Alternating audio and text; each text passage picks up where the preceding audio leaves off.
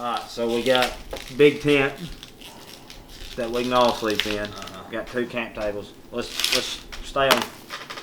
So, do y'all think that we need to bring tents?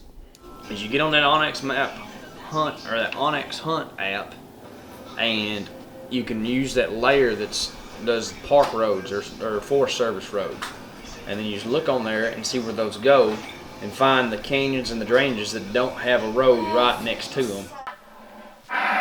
Road,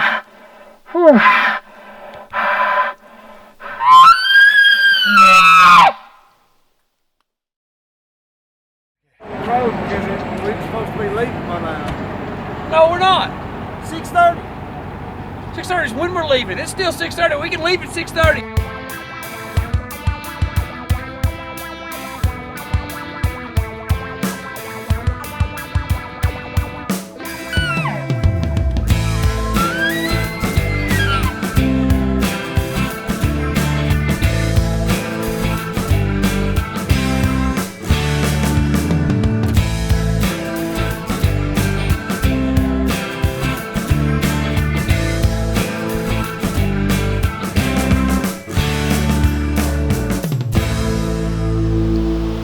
Day 2 on the mountain. Yesterday had a great day. We saw 2 bulls, called in I think 1 more that we didn't get a good look at his horns, but I saw the animal. Had a spike at 30 yards. Like, I didn't see Tyler saw him and it scared the crap out of me, but it was pretty cool. Came a absolute storm last night on us walking out. Got super cold, super wet, but we spent a lot of the night last night in the Jeep, dried out, and this morning too, with the heater on blast. But we're out here on day 2, morning of day 2. It's a little damp still, but it's crisp, clear, and cold. So we're hoping it turns those bulls on and we can hear quite a few bugles. We're going into a place that has no roads, so it should be pretty nice. New country for me as well.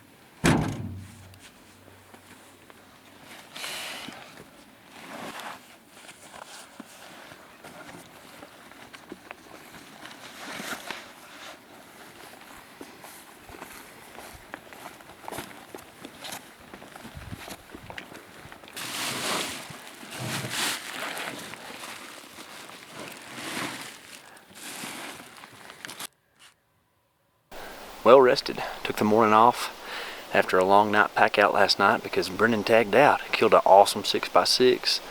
Had about a 1.5 mile pack out or so and wasn't too horrible, but we finished up about 2 a.m. so we slept in, cleaned up camp, and then went and got a little bit of camp water, filtered that out, and then came back, ate a good hearty lunch, and now we're back at it today. Trying out a new area for me. I've never been to this particular place, but I've seen it on the map. It's got some really woolly country in it. I mean, you can tell behind me, these aspen thickets are no joke. So we're gonna get in here, do some really aggressive calling, and hopefully that'll produce some bulls.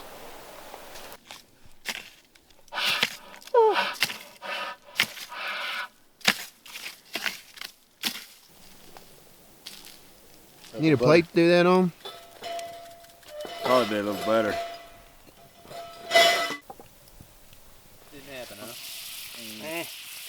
Close. Closer.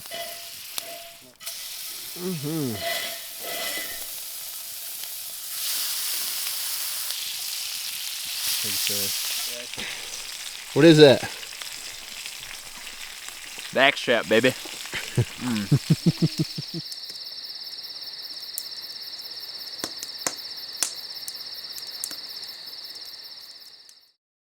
Start of day 4. We got frost on the ground. It feels like elk season.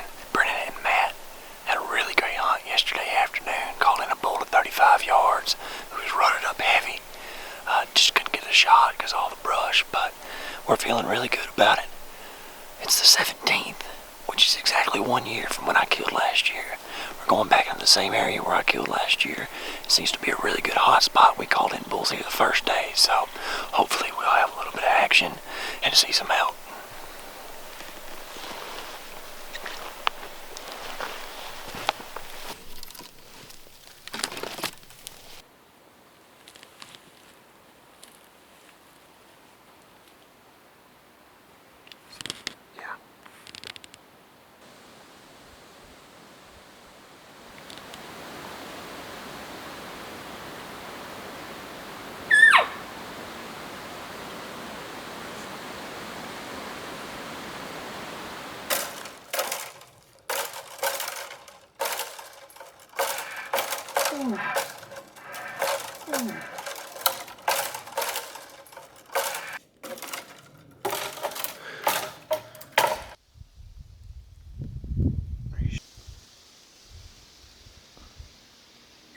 He's looking hard. He's coming.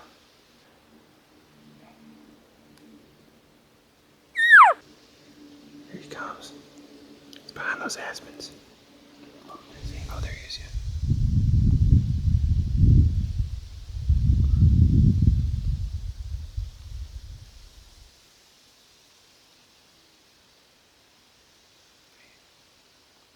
Slam works good. Yeah. Definitely a spot on. I don't know, I saw a little knob. We are bundled up this morning. It is frigid. Last night we had a hail sleet storm come through. I don't really know what it was, but thunder, lightning, and big old chunks of ice falling out of the sky. So pretty much kept us frigid all night long. Woke up this morning stiff and cold, but ambitious because yesterday we had a pretty good day. Saw quite a bit of elk, almost got a shot on a cow, called in a spike, saw a couple other elk too. So today we're in an area that's kind of been I guess you'd call it hallowed ground for me. My family's been coming to this road since 1976, so it'd mean a lot to me if I could get it done over here. It's just kind of a cool place. This is where my dad killed his 5x5 a couple years back.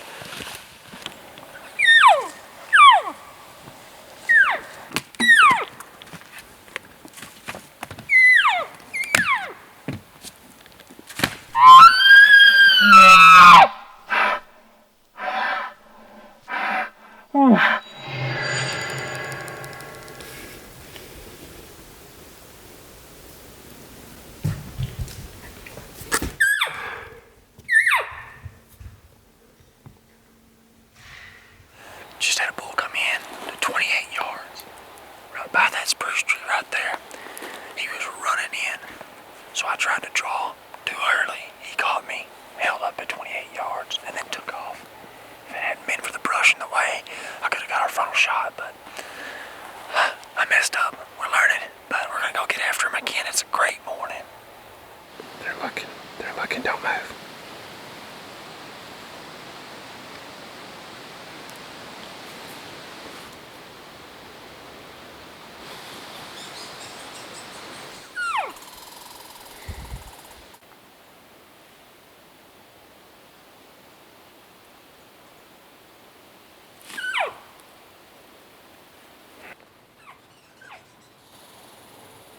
We just left our last calling location, made it 30 yards, did an interview, made it another 50 yards, and I put the brakes on, saw a bull feeding about 60 yards up there by that little spruce tree, and we just had about 15 minutes of intense.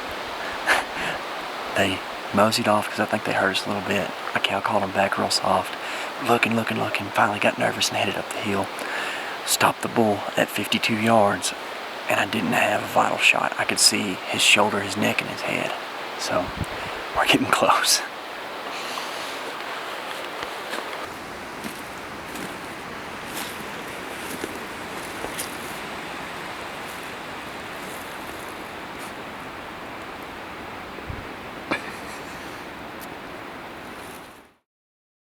Go get this stuff here. I already have this marked. We go to the dark.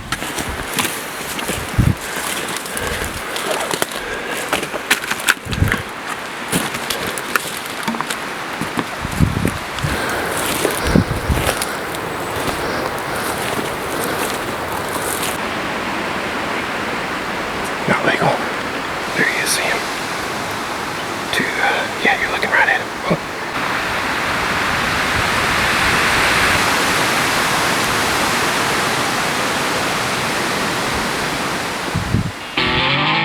It's an eerie, somber feeling as the sun sets on the last day of your hunt. The longest walk of the whole week is the half-mile back to your vehicle with an unpunched tag in your pocket. We all had small amounts of success on this trip, but only one of us was able to make a harvest.